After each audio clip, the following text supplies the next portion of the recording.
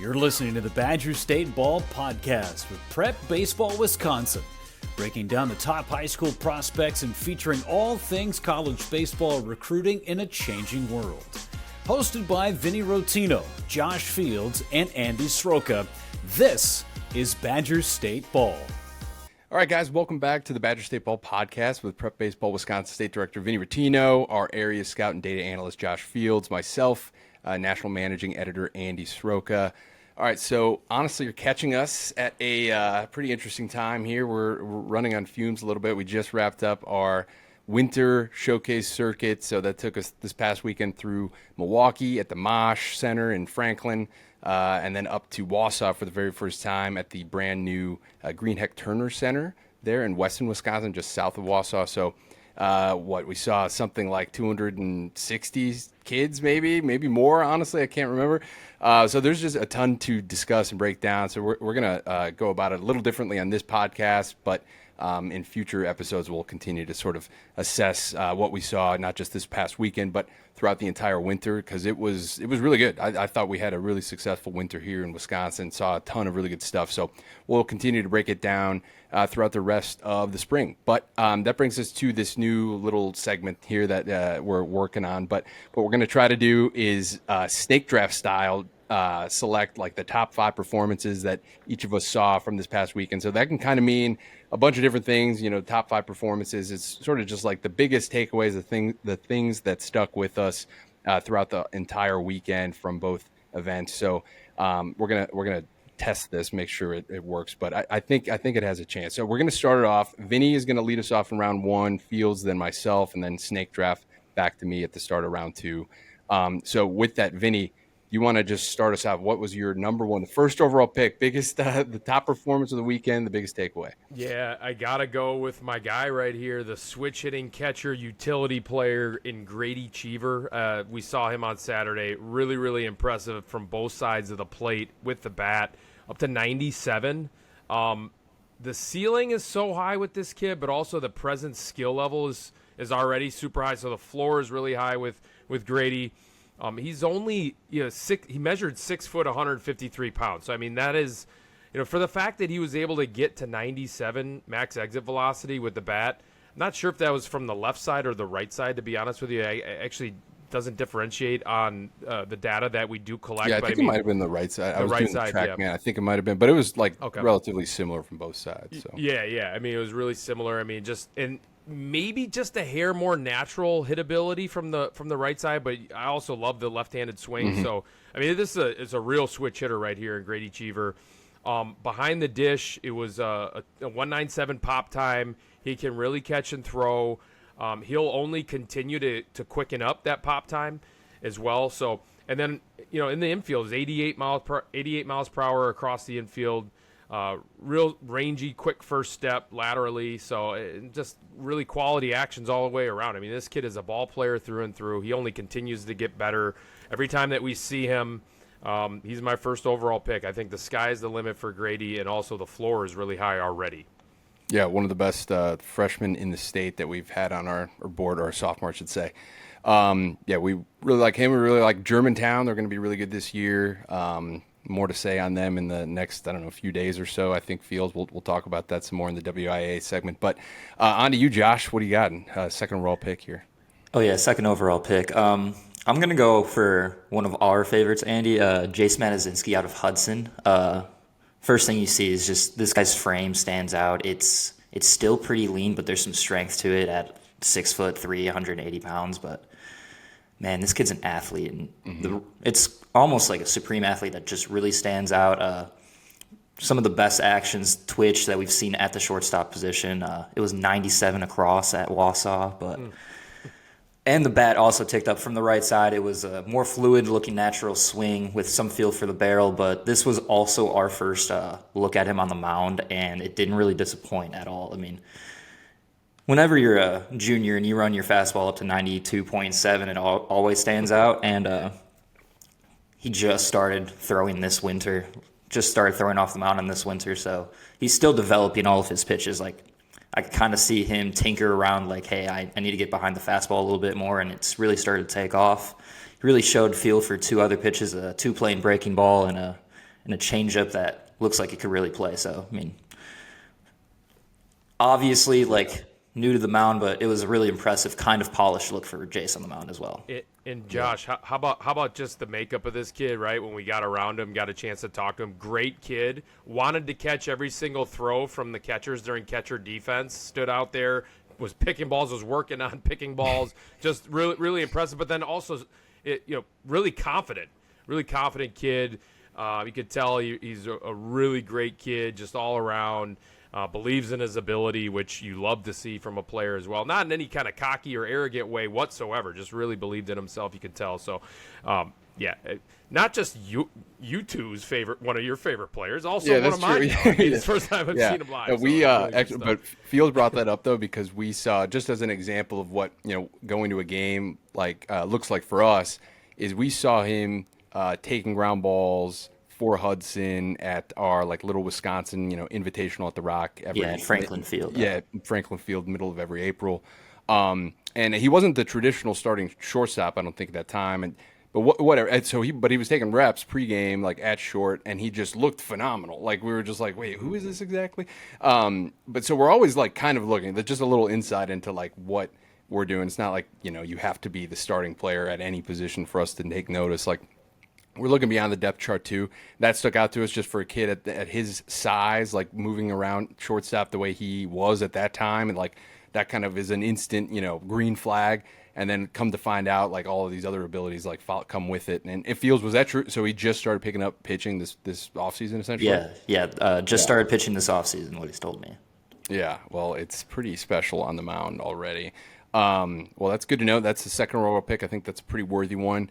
He was on my mound. This is actually a senior, Mason Sommer from West Bend East. So he is a left-handed pitcher, 6'5", 185 pounds. He was up to 91 on Saturday at the Mosh.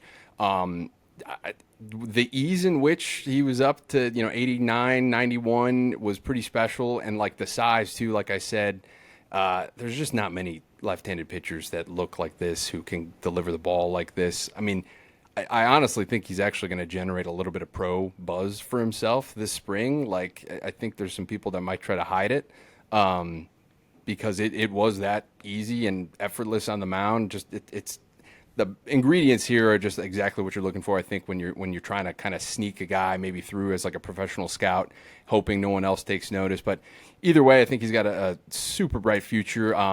He wasn't majorly hurt in any way in 2024, but just some nicks here and there that I think prevented him from getting into a continued steady, consistent stretch of pitching, I think. So we just saw him off and on last year in 2024. I think even in the fall, he was mid to low 80s, something like that. And then to come out on Sunday or on Saturday and just look like a totally, revamped, more polished version of himself. You just know he was treating the offseason right.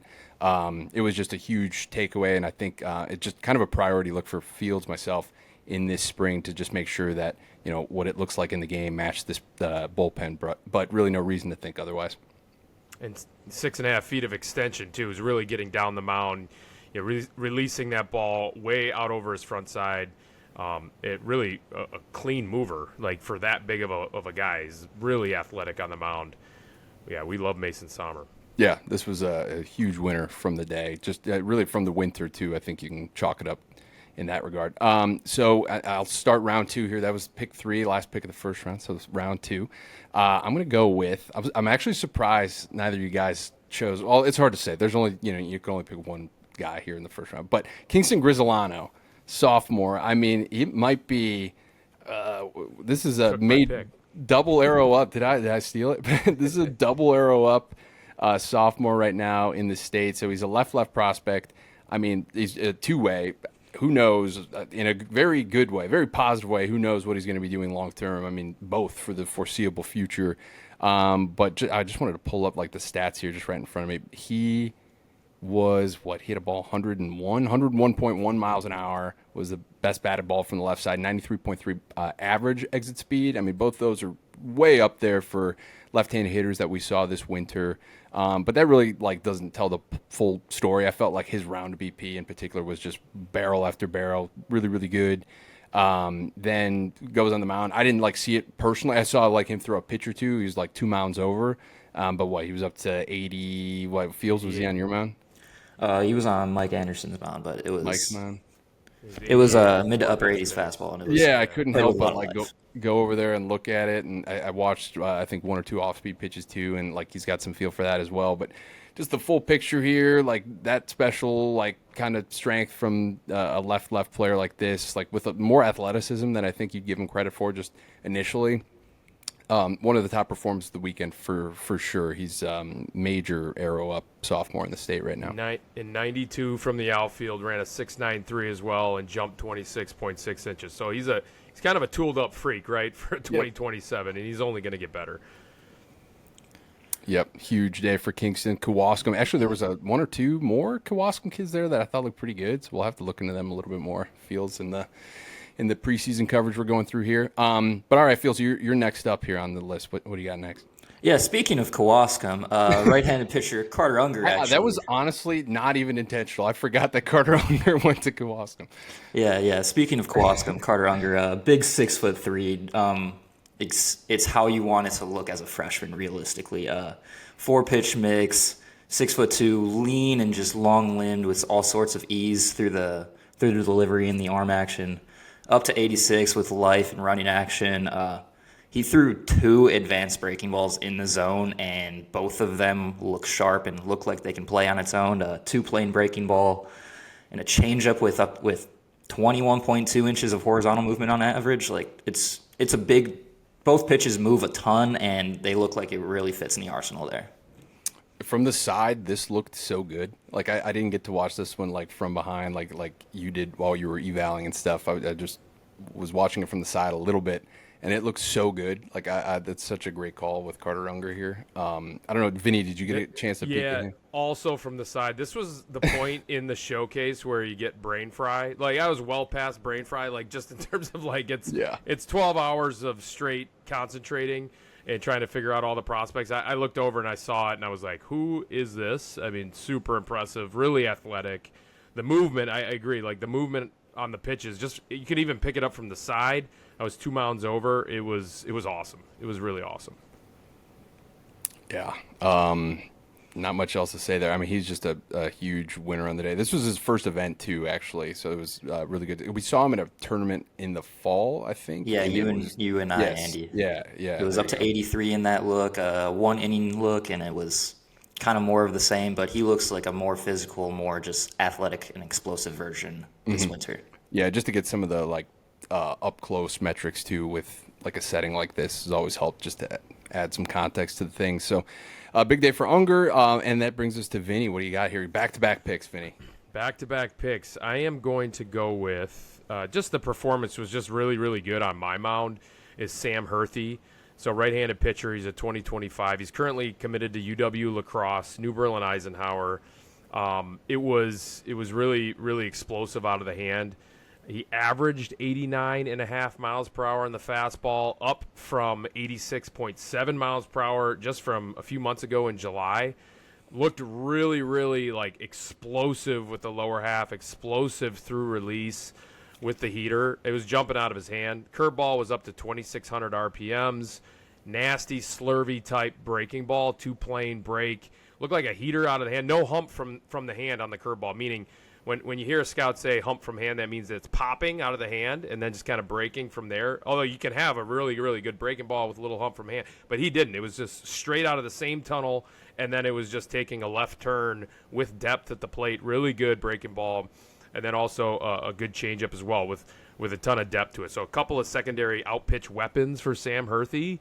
I mean, it was pretty electric from Sam. And he's uncommitted technically now. Right? Yeah, uncommitted. Okay. Yeah. Uncommitted right-hander. Yeah, which is kind of a big deal because there's not a ton of guys. Like, even if, like, not just that he is uncommitted and he's a senior and, like, there's not too many left, blah, blah, blah, whatever. He's really good. Like, before he had committed to UW La Crosse at the time, like, he was a huge fan of ours just because, like you said, Vinny, like, everything kind of tunnels together. It's a really interesting fastball, like, velocity aside. So he does a ton of the, like, peripheral stuff right. And then you factor in that he's made this climb in velocity too. It's like, I think he's a high academic as well. So like he's kind of opening some doors for himself beyond like just like the classic baseball schools. Like hopefully he can find the right fit both academically and for baseball, because I think he's going to bring like some ace potential here to whatever program he comes to. Yeah, no doubt. Nice. Well, you got pick. I got another pick. Yeah, you got another one in round 3. Pick number 1. This is going to be a little bit of a sleeper pick. I just didn't want you guys to snap a pick off on me, but first time I've seen him, first time we've seen him in a showcase setting, 2027 from Waukesha South, Michael Petfalski. No, this is a great sleeper pick here. Yeah. This is, I mean, this, he opened my eyes like, okay, like let's pay attention to what this kid can do. I mean, it's a full package right here just in terms of what he can do with the bat, and then also he can play shortstop. This is a Khalil Green comp. I know I've used that comp before. That's an awesome comp. I mean, a little shorter in stature, but just compact with all kinds of strength in his frame, really explosive through the swing. He ran, super athletic, jumped 27.4 inches, which again, on the Vald jump mat, that is jumping out of the gym a little bit. I mean, it's really getting up there. Yep. 6'8", 60-yard dash. He was 86 miles per hour across the infield. All these numbers are going to continue to tick up just because it is such a, it's not like he's undersized. He's just going to continue to grow. But there's all kinds of, just explosiveness with what he does with the bat, and then also in the infield, and then the ability to run. So really, really clean actions in the infield, really quick laterally, really smooth, natural type of a defender. Going to be able to stick at shortstop. Just really impressed with Michael Petfalski. He's probably gonna be the starting shortstop at Waukesha South? Yeah, I'm not sure. We'd have to imagine, look into it. But no, that's a great call, because when I was going through this podcast outline, I was like, oh my god, like statistically, he was kind of near the top of the charts in whatever he was doing. So huge day for him. That's a great call there. Fields, what do you got? Next pick. I think we're gonna go with Mark Sousa out of Hudson, a left-handed pitcher, two-way prospect. Two Hudson guys for you. Two Hudson guys. All arms too. Or guys that can throw. Mark is another 6'3", super young-looking guy, pretty lean, a ton of room to grow in his frame. There's a ton of touch and feel on the mound as well, up to 86. Feel for multiple pitches. It's a two-plane breaking ball that he can land in the zone and expand out of the zone for swing and miss. The changeup really plays with a ton of running action off of the fastball. And on top of this, at the plate, it's a left-handed swing that can really work. Ton of feel for the barrel, and it's just a natural look and athletic swing throughout. Yeah, good call. How good was he? Did you see his defense at first base? It was like really, really impressive. Really smooth, soft hands. Yeah, I think you were setting up mounds, really smooth. But yeah, is he yes, he's an arm. I think long term, like I kind of think he's a slam dunk top prospect type of an arm, but like it's really good with the bat and really good at first. So really liked it. Just makes Hudson that much stronger. We like them a lot. We'll see where they're ranked in the preseason, but it's gonna be up there. It's gonna be way up there. All right, that brings us me back-to-back picks here. So I'm gonna go with the guy actually who led the event in max fastball velocity, Elijah Gamage. So this time last year, he threw a pen in front of me at the same event, actually. But there was a ton of takeaways in that pen, and then you fast forward to today. So it was like last year, it was like 82, 85 or something like that in the pen, and but it looked like he was just throwing, 75%. Like it just really didn't look like he was reach back at all. And normally I don't really encourage kids to throw as hard as they can or anything like that. But it was just like that dialed down in his pen this time last year, that we were just like, hey, if you just try to maybe reach back for one, throw a strike, whatever. And it was like 88. It was 5 pitches in a row, I think, last year. It was like 88, 88, 89. He just kind of kept climbing with his last 5 pitches. And he's just clearly this really good overall athlete. And then I was super excited to see him this year, to just kind of see what kind of gains he made. We followed him a little bit in the summer and in the fall too, and it looked like it kept getting better. Fast forward to Saturday, he was up to 92, and it was kind of a similar story again, because he Let me double check here. Yeah, it was like 86, 87 in the first, and I was like, all right, that's good. And then it just kept climbing. And then towards the end of the pen, it was like 91, 91, 92. And it's just, like I said, the athleticism here like helps make everything a little bit easier. But at last year's event, like the secondaries were just a little behind, like, just clearly needed some work on him to determine which, his go-to pitches were going to be, in pitchers counts and stuff. But that's clearly been like something he's working on. Like the breaking ball looked a lot better. Like there looked like there was a change up here that like is a work in progress, but like good. Like you can see it matching up well with the rest of his pitch mix. And he's 6'1", he can run. The BP he took was actually pretty good, I thought, on the day. So it was just a two-way performance. I happen to like it a lot on the mound, but clearly has some position player upside as well. But he's my pick here in 10, round 3. And when he was climbing with the velo too, he was just spotting up, right? Yeah, he was throwing. It was a lot of strikes. Yeah, the command got better as he. Yeah. Oh, that's a good point. Yeah, I had forgotten that. Yeah. It's not. He wasn't all over the place, but then when he was reaching back a little bit more, like the strikes went up. So there you go, yeah. Elijah. Not a common thing. That. Yeah, we usually do see like guys wearing out our power nets. Yeah, and that's fine because we ask them to. Like, hey, beat your best, right? You got to beat 83 here or whatever. And then you see guys just kind of reaching back and wearing out our power nets, which is fine, just for a number, right? But then, Gamage was like hitting the glove like perfectly. Yeah, no, it was great. So that's he's a huge winner to just kind of keep an eye on because that's the exact type of prospect you could see like 2, 3, 4, 5 years from now, blowing up in college or maybe even pro ball one day. So sky's the limit there for Elijah. But another big, strong kid here, another two-way player as well, Sam Wells. He's going to be my next pick. I thought on the mound especially, like he was really, really impressive. It was like an effortless upper 80s. I think he was up to 88.6 looking at it now. Really, really easy. He's a really strong kid. You could just tell like his BP matched that too. It was just kind of like a low effort, like mid-90s, 98.5 max EV. The breaking ball was one of the better breaking balls I saw maybe this winter. He had a ton of feel for it. It was really, really sharp. So just pair the fastball, which was good on its own, with that breaking ball, his physical like stature, just kind of an easy player to like overall. He's going to be my first pick of the 4th round here. Good pick. I had him called up next. But you guys keep taking my picks. Sorry. Fields, what do you got? Maybe stay away from.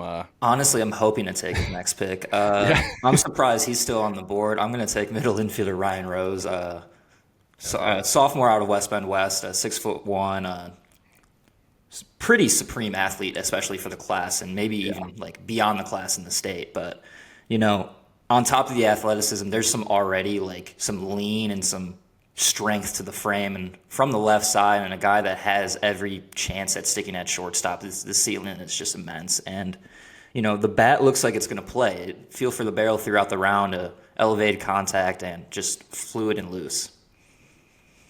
Yeah, he jumped like 31.7 inches or something, which, I mean, I'd have to look and stuff, but like that is way up there.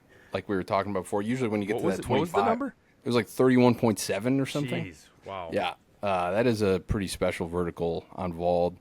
I'll have to look what like that stacks up, how that stacks up like nationally even, but it's got to be way up there. Yeah, just to kind of give some more evidence into the level of athlete Ryan Rose is, and it was good to see. I mean, like he ran 6.53, pretty special time. Yeah, he's checking a ton of boxes here. Yeah, and just to add to that, I quickly looked up Brandon Logan. He is outfield prospect, also Notre Dame safety commit. At the Super 60, he jumped 32.7. So pretty comparable, I guess. He's a tooled up freak as well. So, in fact, we were talking to some of the guys that run the PTA program. They do a great job. Joe Olivo is the president of that program. And they were talking about how Ryan Rose actually ran like in the low 6s, like in the 6.2, 6.3 range, and he actually ran the 60 twice for us, thinking that he was going to be able to get to that number, and he was actually disappointed with running a 6.5. So, which I will say, I added it, so I looked up. So this is just from preseason all-state events, which we don't run in Wisconsin, just because we kind of keep it like the way we've always been doing it in Wisconsin. But so a lot of states across the country, they'll run like a specific preseason all-state event. And just out of curiosity, I looked up the national leaderboards from there. So there's like 3 times there's 3 sub 6.53s in the country at preseason all-state events. So for some more context there, so only 3. And then let me double check the vertical on here. It might not be on here. But I thought the branded logo. Yeah, I don't think it's on here. But yeah, like so, 6.53 is a pretty special time. Like regardless, so any lower than that, you're really just like, I don't know what you just don't need it. Like it's notable, but like you're already in this like kind of elite tier of speed anyway. So it was just a big athletic performance from Ryan Rose. That's pretty memorable. Actually, yeah, I don't know why he was here this late. I think it was just because we all thought we were going to pick him like first, and then we tried to prep for some other guys or something. But because he's one of the top sophomores in the state, so good stuff there. Is it me or is it Vinny? Wait, it's me. Yeah, it's Vinny. me. I got back to back. Don't try and steal my pick again here, Andy. So I'm gonna go with another 2027 who actually rivaled the time in the 60 with Ryan Rose. My next pick, outfielder Carter Fry, rivaling Ryan Rose's 60-yard dash time he ran a 6.58, which is kind of ridiculous. It's certainly ridiculous. So Carter's got more ceiling left here. He's got more room in his frame. He still looks like he's kind of got like a baby face, to be honest with you. So I mean, this kid is going to develop physically even more. He's going to mature and he's going to get faster. He's going to get stronger. Also was 95. Max exit velocity. So the ball jumps off of this bat. It's a really controlled swing, smooth right-handed swing. Actually was surprised by those numbers. Surprised just from the fact that, again, like when you look at Carter Fry, it doesn't look like this big imposing guy, and all of a sudden he's running those kinds of times and then producing these kinds of exit velocities. He jumped 27.7 inches. Very, very athletic kid, an outfielder from Wisconsin Lutheran. Really high ceiling for Carter. Yeah, and he's always been this like bat the ball guy too. So like when you factor in the level of like the strength that he's adding, that really just elevates the whole package here. So like I thought that was one of the bigger takeaways from him specifically, that we knew he was like an athlete. We knew he could hit like for average, whatever, but like adding some strength like is always going to just kind of elevate your offensive profile. So that was a big takeaway for sure. On top of it, we've seen him play in game, like in center field, like chasing down everything in both gaps, like just really works. Yep. He's a highly he's top 25 or something, maybe even higher actually in our current rankings. But we've always been fans of him, just to put it out there. So good call, Vinny. And that brings us to Fields coming back. I got back. Oh, you're back to back. My bad. Yep, this is your last one, right? This is my last. This is kicking off round 5. There's a lot of players that are going to go unmentioned here just in this draft, but I mean there was talent all up and down both events, right? So both at the Milwaukee PID and then also in Wausau. We're going to go back, right, Andy, and we're going to circle back on both of these events, kind of just honorable mention type of honorable mention. I'm going to go with infielder Cole Pettyjohn. He's also 2028 from East Troy. This kid's just coming into his own. I mean, really athletic. Ran 7.23, respectable time, but I think he's going to continue to get more athletic, more explosive. Jumped 26.9 inches, almost 27 inches. Really smooth. Just a natural look to everything he does. I mean, it was 91 max exit velo, but again, as a 2028, this kid is going to just take some jumps here in the near future. Has all kinds of feel for the game. Really like Cole Pettyjohn. No, it's a good pick. He had one of the better BPs of the day. I thought he was just a solid overall player. Good call. Yep. Right. Looking back on my notes at Cole Pettyjohn, like this kid, it really performs in game. He's a hitter. Like it's natural, just hitter. Yep. I remember him from, I think he was Rising Stars event or something like that from like a year or two ago. It was really good. Yeah. All right, cool. Fields, next up. This will be your last pick here. Man, there's a lot of guys I could go here, but I think I'm going to go with QB1 Ron Schaefer. Recent Appalachian State commit, but this guy's an athlete, one of the top 60s at the Wausau event, and it was a fluid left-handed swing, but the touch and feel in the pen, especially with how he executed the secondaries in the pen, was really impressive. It's 2 distinct breaking balls that, to different actions, consistent action, and also locating them in the zone consistently, along with a changeup and a lively fastball as well. Also, I I had to tell him to slow down a little bit while he was throwing his pen, because if you've seen Braun Schaefer throw at all, you know it's just up tempo, and he's working as fast as he can. And he was actually working so fast where I was actually telling him, "Hey, you're working too fast for the track, man." Even. Yeah, which really doesn't happen. That's some Mark Burley stuff right there. It's awesome. Big fan of Braun. Yeah. I didn't know that he did position player, like worked out as a position player there. So that's pretty funny. What did he run? I didn't even know. I mean, look. I believe it was a 7 or 6.7. There you go, Brown. Huge. All right. Final pick from me. There's like 3 guys I could pick here. I don't know who to choose. I think I'm gonna go with Caleb Johns, future gamer. Nice. 2026 out of New Berlin Eisenhower. I think I owe it to him because he was kind of getting on me for ranking Whitnell above New Berlin Eisenhower, which he doesn't technically know yet, but or I should say, because we're still rolling out the rankings. But I will spoil alert that we did go in that order. So Whitnell is technically ranked above him, but I think, whatever, there's justification there. But he was making a case for Eisenhower, and it's a worthy one. They were 100% in the mix. But beyond that, he had a pretty phenomenal day. I don't know if you guys have taken a look just like statistically what he produced. But, first of all, he ran 7.13 to just start the day off, which was improved. Big bat speed. His BP was massive. He averaged like 94 mile an hour exit, 102.6 max from the left side. He's always been a really, really strong left-handed hitter. 377 foot max distance, or actually that was a best of, so that wasn't from this past Saturday. But still, like, his max exit speeds were way up there. That was huge. And then he hopped on the mound. He wasn't on my mound, but I peeked over at it. I don't know if it was Fields or Mike's mound, but he was up to 88.5 with a ton of strikes. Pitchability, breaking ball was there. Looked like changeup too. Just like an overall winner. Just it felt like he took full advantage of the offseason, which is always like what we're kind of looking for. After a somewhat up and down, whatever, 2024, it looks like he's kind of just back to his same old, like, kind of top prospect self. Yeah, one of the best kind of like prospects from that junior future game class that we had, that 2026 junior future game class. It was like just a really high upside type of a guy, and then with all kinds of feel for the game on both sides of the ball. And then I was just a little bit – I felt bad for him last year. I think he was battling through a couple of things, maybe a couple of tweaks last year at the future games, and it just wasn't his best performance. And then we go ahead and see him on Saturday. I was really happy to see what Caleb Johns was able to do, both sides of the ball, as a position guy and as an arm. So it was a really, really kind of like – almost like satisfying look for me for Caleb, because we've always really liked Caleb Johns. This is a really good look from both sides. Yep.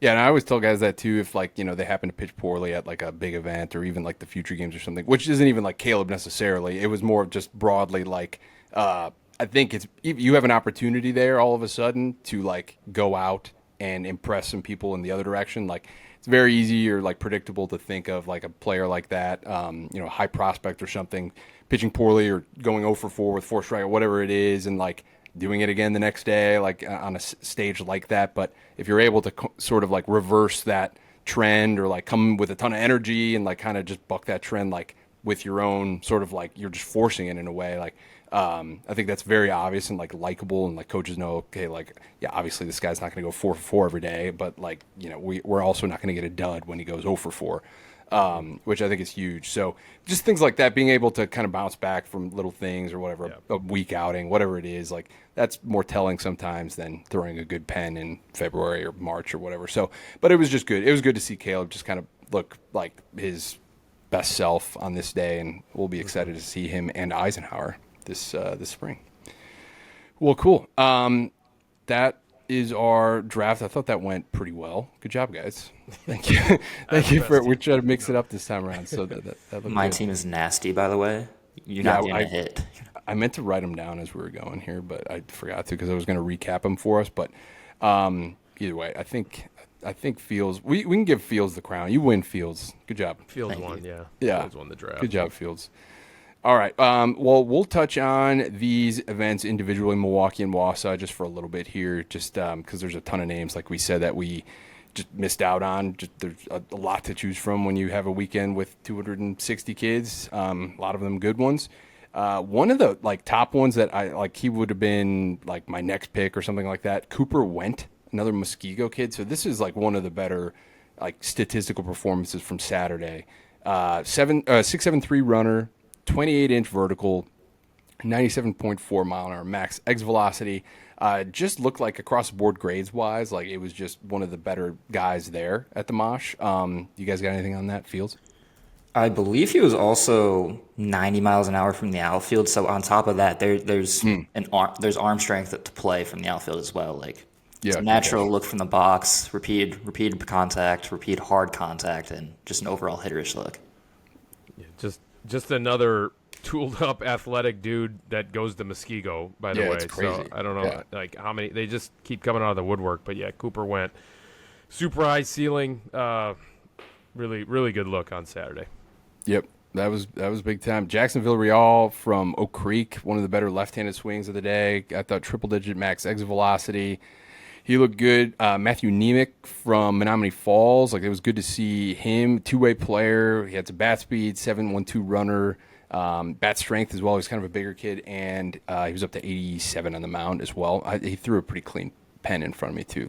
He was a really interesting two-way player to follow in the junior class.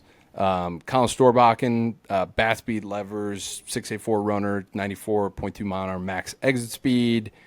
Bradley McCarthy actually physically was really interesting. He's just a really strong kid, 6'7" runner. He's been up to 88 on the mound in the past. I don't think he pitched on Saturday, but just something to note there. I wrote him down here, Vinny, Michael Petfalski. Yeah. I wanted to make sure we didn't forget about him. You made sure that we didn't forget about him. So Michael Petfalski, Waukesha South. Dylan Jeske had a huge day. I thought he's probably more of an arm. We've seen him really good on the mound. He's up to 89 on Saturday, but I thought it was actually a really easy right-handed swing with a ton of bat strength. But he can really pitch, so that's probably where he's brightest. Another Muskego kid. Lalo Delgado, we saw him again, still just a strong right-handed hitter with some athleticism and defense behind the plate. Ty Resch, another 6'3" catcher with a really interesting, strong left-handed swing. He's a huge winner on the day, I thought. Charlie Ronsky, big performance just statistically across the board, 97 mile an hour max exit, 89 across the infield, 83, 85 on the mound. Lucas Weber up to 87 with a big breaking ball from Whitnell. He's a sophomore too, right, Fields? I think so. Sophomore, I believe, yeah. Yeah. He was on my mound, I think. Yeah, sophomore from Whitnell. He had an interesting pen. That was my first time seeing him, I think, and I came away pretty impressed. So anything to add there? I'm sure I forgot there was an awesome event, so I might have left out a name or two here. It was such a great event. I mean, up and down. And if people remember, we're recording this on Monday, and we basically got back at 11 p.m. last night after driving through a blizzard from coming home from Wausau. And our heads are spinning a little bit I'm just unraveling right now the event, and it's just guys everywhere on the mound, athletes on the mound, guys that just ran great 60-yard dashes, just showed all kinds of athleticism. We're just highlighting a few names here, but we're missing names for sure. And the quick hits document is going to be big with a lot of other names that we're going to talk about as well. So It was just an awesome event, absolutely awesome. So we'll bring up. I was going to, just before we close the door on Milwaukee, I'll bring up some freshmen too, kind of singling them out as a group. But freshman Benjamin Smith Cooper, like we said, he led all 2028s in max exit velocity, 93.3. 87.1 average. He was also up to 85.3 on the mound, which was just like a tick behind Carter Unger, who Fields mentioned in the draft. But he had a big day. Looked like an even better version of himself. He was a junior future gamer last year, but I thought his round of BP was really strong. He was all over it.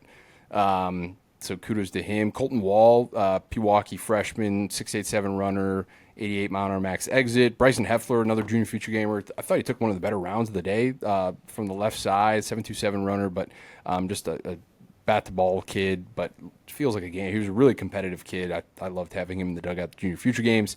Cooper Hall, interesting two-way player, one of the better athletes in the class. I think Fields, was he on your mound, Cooper? He was on my mound. Yeah. I made sure that you got to see a few pitches because it was from the side.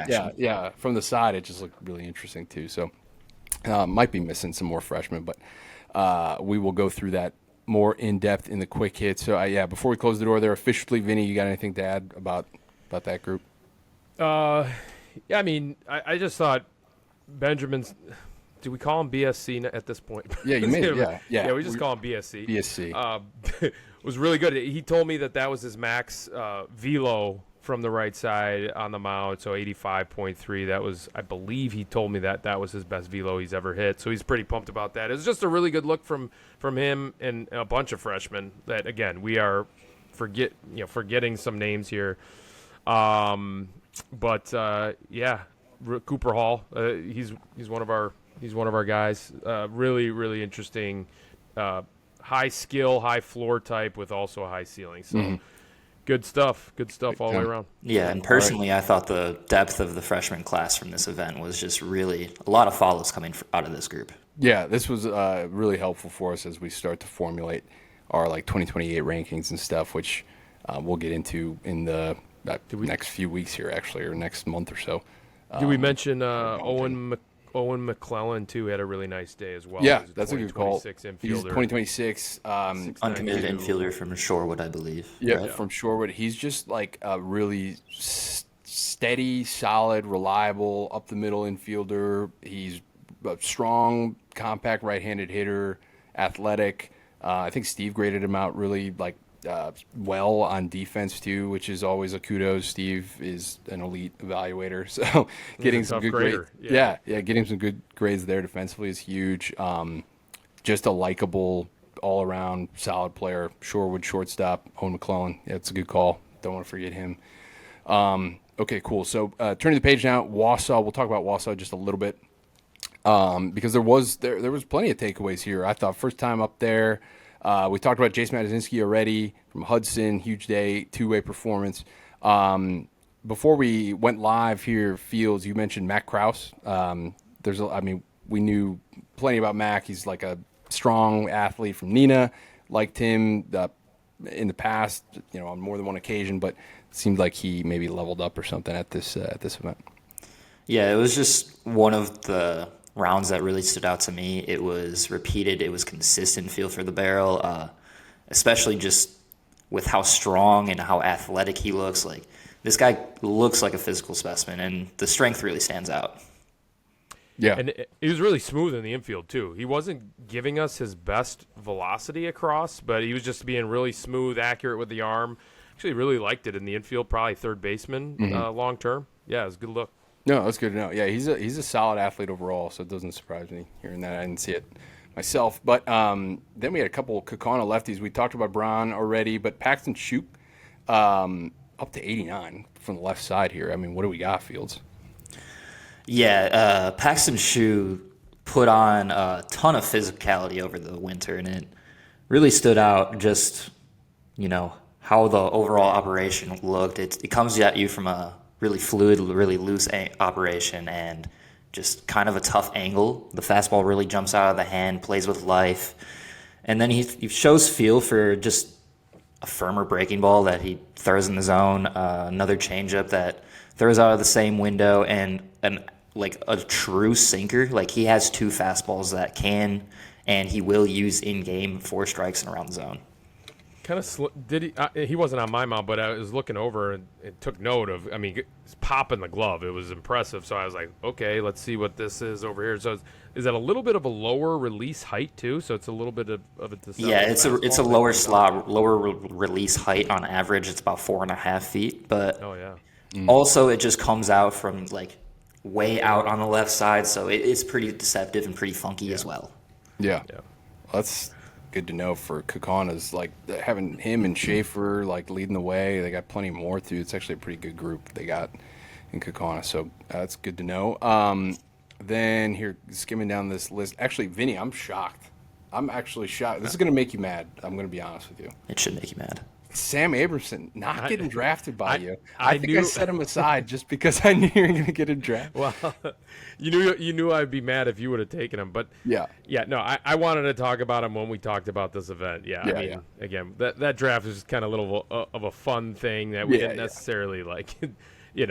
We're trying to put together the best team because Sam is just a phenomenal player. He's a phenomenal baseball player with all kinds of feel for the game, with athleticism, with twitch. I love how he moves. He's so smooth through just everything he does on the field. I thought he took a really, really clean and really impressive round in the infield. We had him actually play the outfield quite a bit the future games last year, just out of need. But I just love how smooth, fluid, and easy he was in the infield. Loved the bat. Wasn't his best performance just in terms of like some of the metrics on the bat. It was like 94 exit velocity, max exit velo. But just, we've seen this kid hit in game. He's got all kinds of feel to have just a quality at bat, feel for the zone, feel for, not chasing pitches out of the zone. He gets in the zone so early with his swing. It kind of maybe even looks like it's got some length to it, but it really doesn't. It's really short, compact in the zone, and he just knows how to barrel up a baseball. So Sam Abrahamson, and then he wasn't on my mound too. But Fields, he was impressive on the mound, was he not? Yeah, I would echo basically everything you said about how Sam just moves overall, and it's an arsenal with a big breaking ball, and it comes at you from a higher slot, so there's some steepness and some leverage downhill with the fastball. It's a mid-80s fastball, and the breaking ball really pairs off with field land in the zone. Yeah. Nice. All right, some other Wausau standouts here. Just kind of going through like the statistical leaderboards. But there was Rhett Lamovic, if you guys want to mention him at all, just because he's kind of plastered all over these leaderboards. Yeah. So was he 6'5"? Just big frame kid, but there's all kinds of projection left. Also kind of like a not a baby face, but you can tell like this kid has got some maturing left to do physically. Still sophomore. Yep. Yeah. So, it was downhill. It was 85, 87. Really, really like clean delivery, athletic. Had that little hip tuck over the mound. That's not an easy move to kind of replicate. I think he's kind of got a natural move through the delivery. That little hip tuck with balance over the mound, and then he gets down the mound. Far down the mound with his lower half, and then finishes the fastball with a clean arm stroke through the baseball, and it was just driving it downhill 85, 87. Had a nice little breaking ball that he could land for strikes. Changeup was useful as well, developing feel for that pitch, but did flash like kind of an out pitch weapon at times with the depth to it. So Rhett Lamovic, impressed with the look there from him. Yeah, and just comment on the frame, Vinny. Like this guy already was kind of strong with some strength throughout the frame, but there's some more to add. There's a ton more to add. So the shoulders are going to get wider. He's going to fill out. Wouldn't surprise me if this kid was sitting in the low 90s by the time he is a senior in high school in a couple of years. So for sure. Really 98.3 max exit too, just kind of highlighting the just inherent strength he's working with. So Rhett Lamovic, that's huge. Let's see, just kind of skimming the list here. We talked about a few of these guys already, but going through it, like, I don't know, Austin Ebert, does that name ring a bell? Lefty from Valders up to 85, 86 maybe? Was he on my mound? He was a lefty? Yes. Did you say lefty? Yep, lefty. Sorry, yeah. So, he was on my mound. It was really, really impressive with the touch and feel that he had for all of his pitches. Was spotting up the fastball at those velocities. It was an effortless, clean, move through the ball. I was really kind of impressed, just the overall package of Ebert. So, all pitches for strikes with really good touch and feel for the ball, and it was up to 85.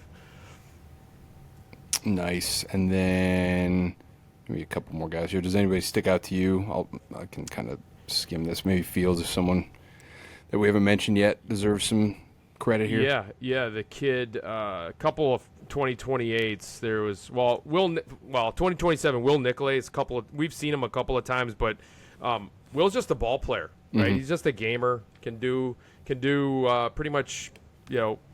he's a complete package. He can defend, he can hit. He's got that little hand trigger that I just love to see, where he's kind of loads up that scap just right before he launches the barrel. Has that in him. Will Nicolay is a good look, and then Levi Hudel from Fort Atkinson, 2028 from Fort Atkinson. Loved the swing. He was barreling up baseballs. Had a little bit of not. You could safely say he had a little swagger to him. Just like the way that he carried himself on the field. Could defend, really clean, smooth actions.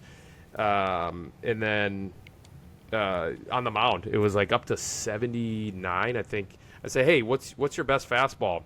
Because you just hit 79. He goes, I think that's it. Like it just from the standpoint of like, look, this kid's a player. He doesn't care what his velo is right now, but it's smooth, it's easy, it comes out clean. Multiple pitches for strikes, had feel for multiple pitches, but I like Levi Hudel. I think he's going to be a player in the coming days. Future. Yeah, that's a good one to mention there. I was going to highlight. Feels get in there. Grady Chvasta, I think. Slinger. Yep. Yeah, the slinger, left side of the infield guy. I don't know which position it is, but the actions in the infield really play. I mean, it's another GRB6 guy that has really clean, fluid, and active feet that really just covers range with ease. So obviously the glove plays. From the right side, it's a swing that should play. There's some length through the hitting zone, not long like Vinny had said, but there's some feel for the barrel and just up the middle approach with line drive contact. Yep, that's a good call. I got to mention a few more here to. Real quick, I got to mention Cam Niemer. So I played baseball at St. Catharines with his dad, Brant, and Cam is like 10 times the player that his dad ever was. So just really, really good actions. This kid, he's still small.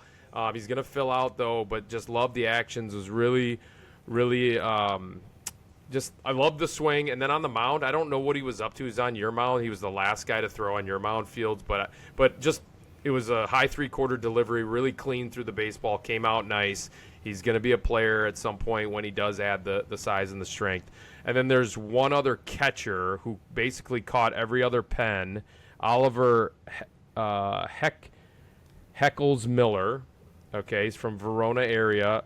Man, I mean, ball was jumping out of his hand from behind the dish, and loved the swing. And then Fields, he was on your mound as well. Yeah, that's an arm that's going to play. It was everything jumped and kind of exploded out of the hand with feel for a breaking ball and also a changeup. But it seems just like a ball player that can really do anything on the field with ease.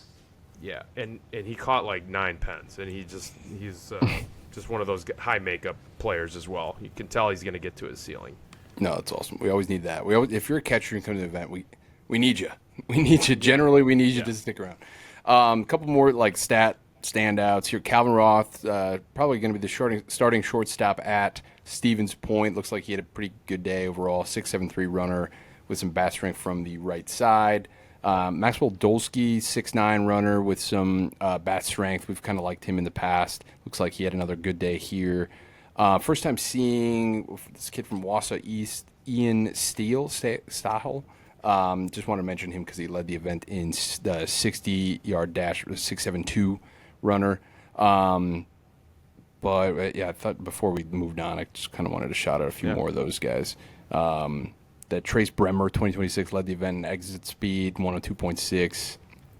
Caden Hughes, average exit speed, 91.7 from Escanaba, Michigan. UP kid, looked like he had a pretty good day too. So just kind of touching on a few more there. But we'll dig in even more in the quick hits that'll come from this event in the next few days here. So just give us a second, catch your breath. Like I said, we are coming in on fumes here. So appreciate the patience on that. And Andy, just to call out Andy, I have to call this out right now. Yeah. We were up in Wausau. Andy said, you know what, I gotta come home after the Milwaukee event in the Mosh. I'm gonna drive up early the next day. We get a text from Andy at 3 a.m.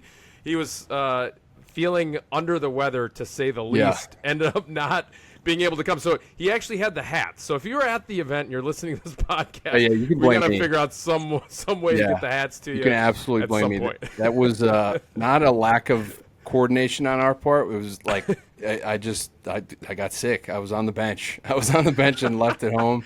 So the hats were with me because I was on the injured list for Sunday. So unfortunately, I couldn't see our first Wausau event. I was very bummed. I really wanted to come, so I was disappointed. Missed a great event, Andy. Yeah. Well, it seemed like an unbelievable facility, to be honest. I can't believe it exists. Oh, it was big time up there. Yeah. So I'll be there next year. I'll make it up to you guys. All right, cool. Well, that sums up just the weekend here going through it. We'll break it down even more in the coming days, so just stay tuned. We'll touch on a few. There were a few commitments just over the past week or so. We'll just bring them up real fast here. Yamano Takahashi from Arrowhead. I mean, we're allowed to have a fan favorite here and there. Yami, I mean, pretty special kid. He's like the most, I don't know, like he's like the happiest kid to be around, I guess, on a baseball field. So it's like that's like naturally easy to cheer for. But he's also like the greatest way to put it too. He's like I don't know, he's probably smarter than all of us combined currently. I think he's like one of those like perfect ACT guys, but like it goes beyond that. But it's always fun, like you see that, like he's also just this really kind, cool kid. He has one of my fondest junior Future Games memories from Yame. We were you guys weren't around just yet. It was like the year before. And when it was the Junior Future Games, we were playing Team Texas, who was naturally stacked. Sawyer Deering was pitching out of his mind. It was a really tight game. It was like 1-0, 2-0, or something like that. I think maybe they made it like a 4-0 game in the top of the 7th or something. And I might not be remembering that totally right. But either way, Yami hits a 2-out, bases-loaded triple at the Junior Future Games against Team Texas that like brought us right back in the game. We lost still, but it was kind of an electric moment. That's one of my favorite personal like Junior Future Games related moments ever. So Yami, he commits to MIT, which is ridiculous. So good job there, Yami. Make us proud. Elsewhere, Brian Schaefer, who we just mentioned, he just committed to Appalachian State this past week. That's huge. He was on our Future Games team last year. And then Matthew Hippis, also a Future Gamer from last year, commits to St. Thomas. Both those guys they did really well for themselves down there, actually. They both performed really well in-game in front of all those college coaches in attendance. So just kudos to them, finally kind of coming full circle and announcing their commitment in the last week or so. Yeah, big time for all those guys. Anytime we get commitments like this, it's a difficult decision, I'm sure, especially now more than ever with the transfer portal. Where do you go? These are really good fits for all three of these guys. Nice, yeah. All right, well, for the first time in a long time, we don't have anything coming up this coming weekend. Could use the breather, so that's big time. Although this is still behind the scenes, like one of our craziest times of year because we're doing all this like WIAA season preview stuff as well. So if you haven't been paying attention, just keep an eye out. We've just been previewing the top 25 teams in the state. We're counting down to number 1 overall on opening day in about a week, a little over a week. At the time of this recording anyway. So we've gone through the first, I don't know how many teams so far, feels like 6, 7, something like that. I think it'll be 7. Yeah, so I was just going to recap them here just in case if you've missed them, you can kind of circle back and check them out because we publish with the help of the coaches that submit their responses to our questionnaire that we distribute at the start of each spring. We use all that information they send us, kind of churn out all of these team previews for the top 25 teams in the state and beyond. Once we kind of wrap up our top 25 coverage, we'll like expand it out to a ton of other interesting teams that are still going to be plenty competitive this year. But so far, number 25, La Crosse Aquinas. Number 24, Whitnall. 23, Wisconsin Lutheran. 22, Edgewood. 21, Brookfield Central. 20, Waukesha West. And I think by the time you guys hear this, we'll have rolled out number 19, Eau Claire Memorial, number 18, Holman, and number 17, Hortonville. So, Fields, anything, and just right off the top, like some of these teams here that you wrote up or you looked at and you were just like, I don't know, maybe they're better. They're better than you thought they were going to be, or you just kind of came away thinking they had a shot at like state or beyond or whatever. Yeah, I would say that there's honestly, all of those scenarios happened so far with all of these teams that we've written up and released. Like Aquinas brings back a ton, and even like some of their returners have elevated themselves this winter. Whitnall was a team that really surprised, even like heading into this previous weekend. Like we had published their Power 25 story last Friday, I believe, and then we saw a couple Whitnall guys that we didn't even like think about, like we're going to be awesome. Like Lucas Weber, for example, we wrote him up, and then it was 87. Just kind of elevated himself as well. No, that's a good point. Like it's always a tough like needle to thread for that very reason. It's like we had like an idea of Lucas Weber, like what he was going to mean to Whitnall this spring, and then you get to see him firsthand, and you're like, all right, well, I didn't even factor in that he was going to be, pitchability 87 with the breaking ball. Like that's going to be huge for Whitnall. So, they stand out. I mean, Wisconsin Lutheran is a crazy sophomore class that feels. I know you like a lot of those players, but I mean, everybody does too. They're just really interesting, deep. Yeah, even beyond like the famous guys at the top, the Sieverts, the Fries, and the Dryers, like they're loaded beyond those guys in the underclassmen. Yeah, there was a few moments on Saturday where we looked at each other. We would like, where do you go to high school? Like for somebody that just took a great round of BP, and like I don't know if it wasn't Muskego, it felt like some. It felt like it was Wisconsin. It was Wisconsin Lutheran. Yep, so that one sticks out. Waukesha West was kind of like a sleeper where we're trying to pick like make sure like Class 8, one of the better conferences in the state all the time. Make sure we had like our bases covered there, and it kind of just kept like popping up. We're like, it just seems like Waukesha West is just a lot better on paper than maybe we had initially thought. And we just kind of kept like looking over the rest of these teams and felt confident in putting them in the top 25 at number 20 overall. It just feels like a good balanced lineup with some like arms they can lean on. Dylan Schreiber, sophomore, looks like he can be leaned on. He played a lot as a freshman, so there's a lot of good stuff going on there. And within by the time you listen to this, we'll have reached or checked off Eau Claire Memorial, Holman, and Hortonville. I think we can dig into those guys a little bit more, maybe next pod. But just some like two of those Western Wisconsin programs, Memorial and Holman.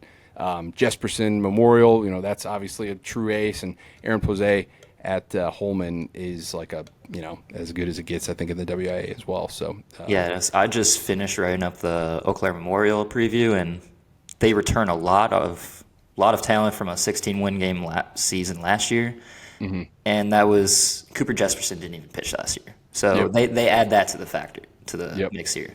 That's a good call. Yeah, Plozé, and I know they bring back Parker Gorel, right? I think with Holman. So there's a few guys returning for Holman as well. And Hortonville is just deep all around, so we'll dig into those in the previews. So just look out for those as well.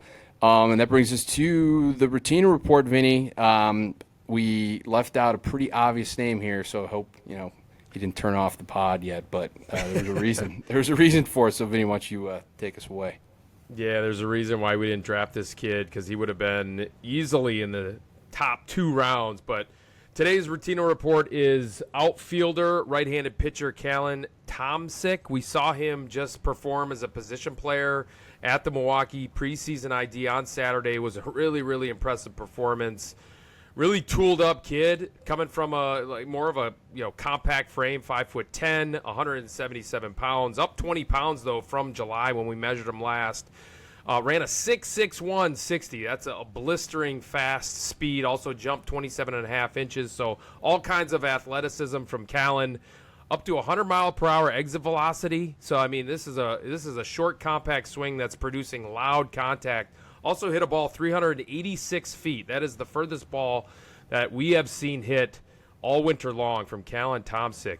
But like I said, also seen him with a 4-pitch mix this summer up to 88 miles per hour, and in the past at last year's event for the Milwaukee preseason ID. Didn't pitch this time around, but this is a serious two-way prospect at the next level, Callan Tomsick. I'm excited to see where he does commit to.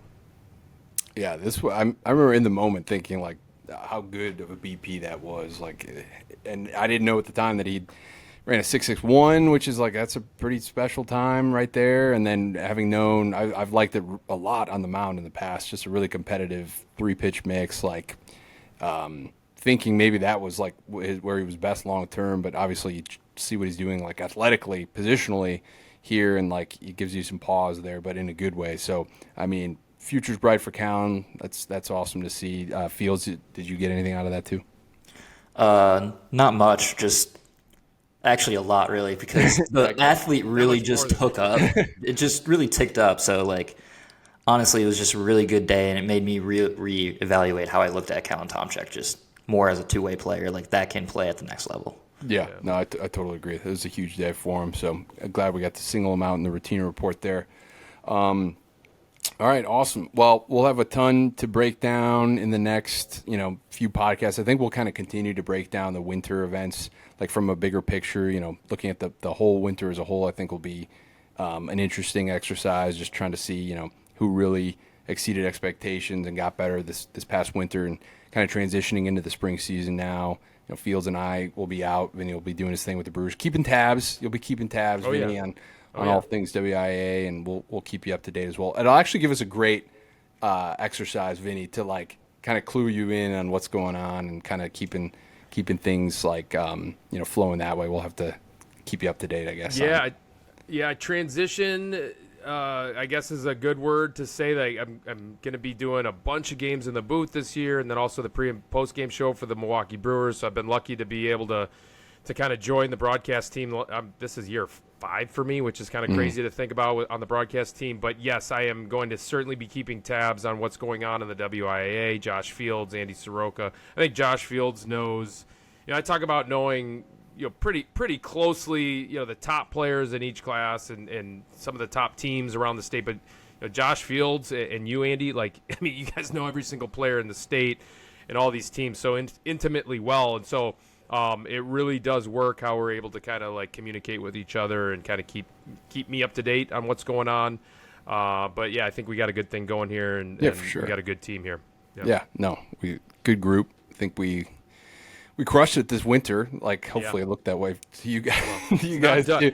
Yeah. It's not done yet because not done. We still have to churn out a bunch of reports here in these last videos and all that. Yep, we will. Last couple of weeks. All right. Well, I came up with a different outro. Nice. So you'll have to. I don't know if Vinny you saw it or anything, because hopefully you didn't. I feel like you just have a good comment on it, but it starts with thanks for listening to the Badger State Ball podcast, but it ends with your random brewer of the day. Okay, so today's random brewer of the day. Just try to go through just rosters from the past 20 years or something. Okay. Just find somebody. I went with Tony Graffinino. Okay. Nice. Do you remember Tony Graffinino? Yeah, played with Tony. Yeah. Did you? All right. Yeah. He was like my because he was on the White Sox for I think right. his prime, I guess what you mean. And I grew up, Chicago a White Sox fan. And he was like my favorite player just because he was like this scrappy fourth infielder who could really defend. And he took some clutch at bats and stuff. He kind of had that reputation or whatever. But then I was looking up, I had no idea he played for the Brewers. Yeah. Kind of the twilight of his career, but it was kind of a solid twilight of his career. He had a couple strong years as this Brewers fourth infielder. So I tried to. I didn't want to go with a more popular name. I kind of went off the board there with Tony Graffinino. No, I like it. So wait, so you're going to say thanks for listening to the podcast? No, that was it. That was the segment. I just did it right there. Okay, you just talked about a random brewer. Tony Graffinino, I think he was part of the decision-making process for me not to make the team in 2007 out of spring training. So, but it's just sore subject. It all works out. No, it all works out how it's supposed to. So, I often say, hey, look, if I would have made the team out of the spring training in 2007 or 2006, I probably, I wouldn't get a chance to be the scouting director for Prep Baseball Wisconsin and get to know all the players, which I would not have wanted to trade. So no, Graf was a great guy, great guy. So right. I learned shout a lot out to from Tony him. Graffinino there. Yeah. All right, cool. Well, that'll sum it up then. I appreciate it, guys. Thank you again for listening to the Badger State Ball podcast. We'll see you next time. Thanks for listening to the Badger State Ball podcast. To keep tabs on our latest events, rankings, and coverage, subscribe or follow the show on YouTube, Apple Podcasts, or Spotify, and follow us over at Prep Baseball WI on X and at PrepBaseballReport.com/Wisconsin. Until next time.